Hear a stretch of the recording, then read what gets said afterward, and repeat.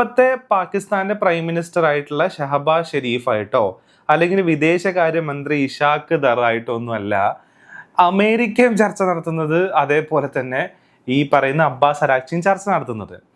അപ്പൊ ആ ചർച്ചയുടെ ഒരു പ്രശ്നം, അല്ലെങ്കിൽ ആ ചർച്ചേനെ ഇറാൻ എങ്ങനെ നോക്കിക്കാണുന്നു എന്നുള്ളത് നമ്മൾ നോക്കുകയാണെന്നുണ്ടെങ്കിൽ അതിൽ ഇറാന്റെ തന്നെ ഒരു പാർലമെന്റ് മെമ്പർ പറഞ്ഞിട്ടുള്ള ഒരു കാര്യമുണ്ട്. അതായത് പാകിസ്ഥാൻ എന്താ പറയുക, ചുളിവില് അല്ലെങ്കിൽ പരോക്ഷമായി അമേരിക്കക്ക് വേണ്ടിയിട്ട് തന്നെയാണ് പണിയെടുക്കുന്നത് എന്നുള്ളത്. അതായത് അവർക്കൊരു ന്യൂട്രാലിറ്റി ഇല്ല എന്നുള്ളൊരു കാര്യമാണ് അവിടെ പറയണേ.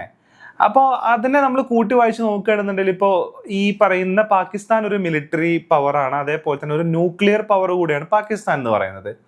അപ്പൊ ആ റീജിയനിലോട്ട് പാകിസ്ഥാന്റെ അപ്പുറത്തായിട്ട് ഇറാനും കൂടെ ഒരു ന്യൂക്ലിയർ പവർ ആയിട്ട് വരുന്നതിനെ പാകിസ്ഥാൻ അനുകൂലിക്കോ?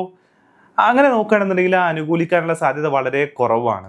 മാത്രമല്ല അസിം മുനീറുമായിട്ടുള്ള ട്രംപിന്റെ റിലേഷൻ, ബായി ബായി റിലേഷൻ എന്ന് പറയുന്നതിനും ഇറാൻ ഇച്ചിരി ഒരു കൺഫ്യൂഷനോട് കൂടെ അല്ലെങ്കിൽ ഒരു ഇച്ചിരി കൺസേണോട് കൂടെ തന്നെയാണ് അത് നോക്കിക്കാണുന്നത് എന്നുള്ളതാണ് ഈ പറയുന്ന നമ്മൾ മനസ്സിലാക്കുന്നത്.